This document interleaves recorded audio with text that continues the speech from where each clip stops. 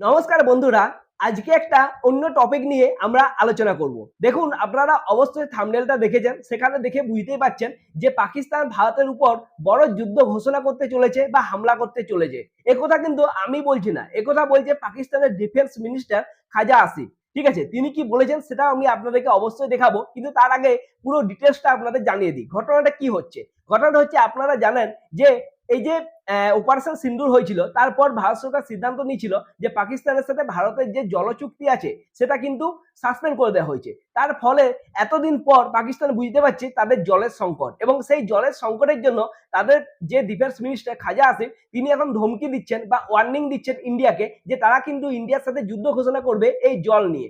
দেখুন, এই যে পাকিস্তানের এখন এরকম অবস্থা কেন হচ্ছে, আপনারা জানেন পাকিস্তানের মধ্যে যে জলগুলো গেছে তার বেশিরভাগ যে নদীগুলো ভারতের মধ্যে দিয়ে গেছে। ঠিক আছে, ভারতের যে পাঞ্জাব আছে সেখানে হয়ে গেছে। তো ভারত এখন চেষ্টা করছে যে তাদের সাথে যে জল চুক্তি আছে সেটা তো সাসপেন্ড করে দিয়েছে, এখন ভারত চেষ্টা করছে সেই জলটাকে ডাইভার্ট করে সেটাকে নিয়ে আসতে চাইছে এইদিকে, মানে আমাদের যে সমস্ত স্টেট গুলো আছে যেখানে জলের একটু সংকট দেখতে পাওয়া যায়, যেমন ধরুন রাজস্থান, এই সমস্ত জায়গাতে ধরুন খাল কেটে জলটাকে বাইপাস করে আমাদের এদিকে নিয়ে আসার চেষ্টা করছে। কারণ আমরা পাকিস্তানকে জল দেবো কি জন্য?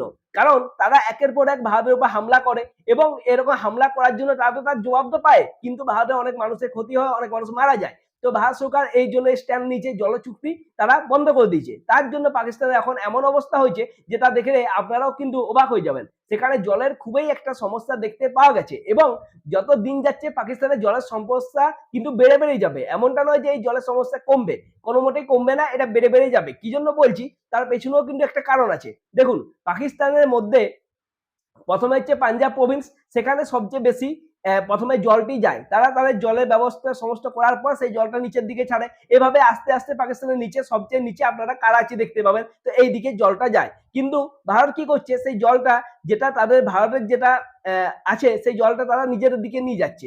এর ফলে কি হচ্ছে, জলের যে একটা সমস্যা দেখতে পাওয়া যাচ্ছে। দেখুন, এরপর কি হবে, যখন আরো সময় এগিয়ে যাবে না, তখন এই পাকিস্তানের যে পাঞ্জাব প্রভিন্স আছে তাদের সেখানে জলের পরিমাণটা অনেকটা কমে যাবে। তো তারা প্রথমে তাদের যে জলের যেটা প্রয়োজন সেই জলটা প্রথমে তারা নেবে, তারপর জলটা তারা নিচের দিকে ছাড়বে। তো এইভাবে যেতে যেতে যতক্ষণ করাচি পর্যন্ত পৌঁছাবে ততক্ষণ দেখবেন জলেই আর নেই। তো এরকম অবস্থা হতে চলেছে। পাকিস্তান যুদ্ধ করতে হবে না, তারা জলের সংকটেই মারা পড়বে। সেই জন্যই পাকিস্তানের ডিফেন্স মিনিস্টার এইরকম কথা বলছেন। দেখুন, আপনারা ভিডিওটা দেখুন, তাহলে বুঝতে পারবেন ইনি কিরকম ভাবে ধমকি দিচ্ছে ভারতকে। इंडिया आपको ब्रेक कर रहा है आपके ख्याल में कि आप जंग शुरू करें? हमें तो जंग शुरू करने की कोई जरूरत नहीं है। तो फिर इनको कैसे रोकेंगे ये जो तमाम चीजें कर रहे हैं? नहीं, हाँ, मतलब इसमें कोई मटेरियल नजर आए हमें कि ये कुछ शेप ले रहा है, तो definitely will think of that option कि जंग की जाए इसके ऊपर। जो बगलियार में उन्होंने अपनी मर्जी का डिजाइन किया, बाकी जगह वो तमाम अपने वो प्रोजेक्ट्स बना रहे हैं, they are going on with construction. Let me explain. मैं पिछले 2 साल 3 साल की बात नहीं कर सकता, लेकिन मेरा ख्याल है कोई बड़ी चेंज नहीं आई।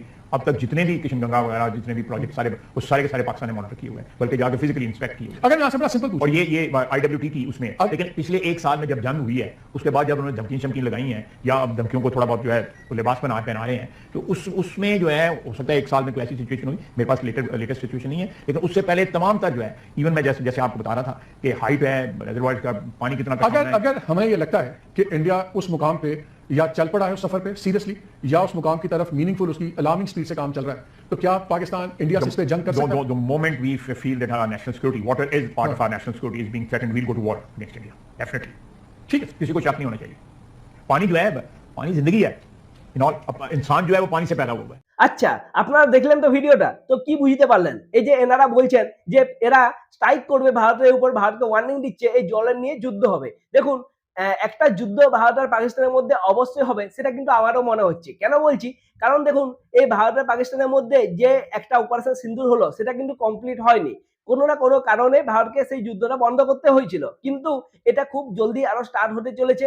আর এবারে আমার মনে হয় যে ভারত শুরু করবে না, কারণ এর প্রতিবার আগে আমরা দেখেছি ভারতে প্রথম যুদ্ধ শুরু করেছিল, সে 2016 হোক, 2019 হোক বা 2025 হোক, ভারত প্রথম কিন্তু স্ট্রাইক করেছিল। তারা স্ট্রাইক করেছিল পাকিস্তানের মধ্যে যে আতঙ্কবাদী ক্যাম্পগুলো আছে সেই সমস্ত ক্যাম্পে। কিন্তু পাকিস্তানের একটা ইচ্ছে আছে যে এরা চাইছে যে ভারত প্রতিবার আমাদের উপর আগে আক্রমণ করে, এবারে আমরা ভারতের উপর আগে আক্রমণ করব। কিন্তু তারা দেখুন, আমাদের দেশে তার কোনো আতঙ্কবাদী ক্যাম্পও নেই আর ওইরকম কোনো টেররিস্ট গ্রুপও নেই। তো তারা কি করবে, তারা আমাদের যে সৈন্যবাহিনীর ঠিকানাগুলো আছে, সেনাবাহিনীর ঠিকানাগুলো আছে, তাদের উপর স্ট্রাইক করবে বা তাদের উপর আতঙ্কবাদী, তাদের উপর হামলা করবে। ঠিক আছে, আর তারা চাইছে তারা এটা ভেবে রেখেছে যে এখন আমেরিকা ওদের সাথে আছে, ঠিক আছে। তো তারা এটা ভেবে রেখেছে যদি এখন আমরা হামলা করি এবং একটা খুব জোর যদি হামলা করতে পারি, ভারতের যে সমস্ত ডিফেন্স ক্যাপাবিলিটি আছে সেগুলো যদি ধ্বংস করে দিতে পারি, তাহলে হয়তো ভারত তারা যে ফিরে তারপর যে হামলাটা করবে পাকিস্তানের উপর সেটা করতে অনেক টাইম লাগবে। সেই সময়ের মধ্যে আমরা আমেরিকার সাথে ঠিক বোঝাপড়া করে নেব এবং আমেরিকা ভারতকে আটকিয়ে দেবে। এটা হচ্ছে ওদের ভাবনা, ঠিক আছে। এটা আমাদের ভাবনা নয়, এটা ওদের ভাবনা। ওরা ভাবছে যদি এরকম একটা বড় ভারতের মধ্যে ধ্বংস অবস্থা নিয়ে আসতে পারি, তাহলে হয়তো এই যুদ্ধ বেশি দিন এগোবে না এবং আমরা একটা বড়সড় সাফল্য অর্জন করতে পারবো। কিন্তু এদের বোকার বুদ্ধিকে কে বুঝাবে সেটা হয়তো আমারও জানা নেই। কিন্তু সেটা থেকে এটা বুঝতে পারছি যে তাদের একটা ইচ্ছা আছে, প্রবল ইচ্ছে যে প্রিভেন্টিভ স্ট্রাইক করার, ঠিক আছে। আর এই যে যুদ্ধটা বেশি দেরি নয়, 2028 থেকে 2030 এর মধ্যে আপনারা দেখতে পাবেন ভারত আর পাকিস্তানের মধ্যে। দেখুন এখন যুদ্ধের সময় রাশিয়া ইউক্রেনের যুদ্ধ আপনারা দেখছেন, তার সাথে সাথে আবার দেখুন ইরান, আমেরিকা, ইসরায়েল এদের মধ্যেও একটা যুদ্ধ হচ্ছে। তো এরপর কিন্তু শিফট হতে চলেছে এই যুদ্ধটা ভারত পাকিস্তানের মধ্যে এবং এরবারে যে যুদ্ধটা হবে না সেটা একটা নির্ণায়ক যুদ্ধ হবে, সেটা কিন্তু সবাই বুঝতে পারছে, সবাই সেটা মনে করছে। তার কারণ হচ্ছে এর আগে আমরা দেখেছি অপারেশন সিন্দুরে ভারত কিন্তু খুব দূর গেছিল এবং অনেক দূর গেছিল, তাদের উপর অনেক বড় সড় স্ট্রাইক করেছিল। কিন্তু এবারের যুদ্ধটা যেটা হবে সেটা প্রধানত হতে চলেছে জলের জন্য, কারণ ভারতেরও এই জলটার খুব প্রয়োজন আছে। ভারতের মধ্যেও এখন দিনকে দিন দেখুন জলের সংকট কিন্তু দেখতে পাওয়া যাচ্ছে। আর 2028-30 এর মধ্যে দেখবেন ভারতের মধ্যে জলের কিছুটা সংকট দেখা যাবে, তাই তাদেরকে সেই সমস্ত নদীর জলগুলো নিজেদের দিকে অবশ্যই ঘুরাতে হবে। তো সেই জন্য পাকিস্তান কি করবে, ভারত কি করবে, ভারত ড্যাম বানাবে জল ঘোরানোর জন্য, পাকিস্তান সেই ড্যামগুলোর উপর অ্যাটাক করতে পারে, ঠিক আছে। তো এই সমস্ত নানা রকম ঘটনা ঘটতে পারে। কিন্তু ভারত যেটা ভেবে রেখেছে যে ভারত এবারে এমন বদলা নেবে তার কিন্তু তারা আর কোনো মানে ঠাঁই খুঁজে পাবে না। এবারে পাকিস্তানের মধ্যে আপনারা দেখতেই পাচ্ছেন নানা রকম দিক থেকে পাকিস্তানের মধ্যে একের পর এক হামলা হচ্ছে। তাদের নিজেদের যে দেশটা আছে সেটাই ভাঙতে চলেছে, ঠিক আছে। এবং এমন অবস্থা হয়েছে, এই অবস্থাতে চীন কিন্তু পাকিস্তানকে খুব সাপোর্ট করছে। তারা পাকিস্তানকে 5th জেনারেশন ফাইটার প্লেন কিন্তু দিতে চলেছে। ভারত এখানে কিন্তু 5th জেনারেশন ফাইটার প্লেন কিছু নেই। 4.5 জেনারেশন একটা রয়েছে রাফেল, কিন্তু 5th জেনারেশনের সাথে লড়াই করা একটু মুশকিল হবে। সেই জন্য ভারতও তার জন্য তার ব্যবস্থা করছে। তার যে বন্ধু রাষ্ট্রগুলো আছে তাদের সাথে কথাবার্তা বলছে যাতে 5th জেনারেশন ফাইটার প্লেন তারা কিছু নিতে পারে। বা দেখুন তারা ভারত চেষ্টাও করছে, নিজের একটা প্রজেক্ট তৈরি করছে যাতে তারা নিজেরা 5th জেনারেশন ফাইটার প্লেন তৈরি করবে। তো তাতে এখন কিন্তু অনেক সময় লাগবে। তো তার জন্য হয়তো রাশিয়ার কাছ থেকে বা হয়তো আমেরিকার কাছ থেকে বা হয়তো অন্য কোনো দেশের সাথে চুক্তি করে ভারত কিন্তু ফাইটার প্লেন নিতে পারে, 5th জেনারেশন ফাইটার প্লেন নিতে পারে। এটা দিয়ে আপনারা কি মনে হয় অবশ্যই কিন্তু কমেন্ট করে জানান। আর আমার যেটা মনে হচ্ছে যে খুব জলদি কিন্তু ভারত পাকিস্তানের মধ্যে আবারও একটা যুদ্ধ অবশ্যই হতে চলেছে। এটা নিয়ে আপনাদের কি মনে হয়? এই যে খাজা আসিফ যে ওয়ার্নিং দিচ্ছে ভারতকে, সেটা নিয়ে আপনারা কি বলবেন?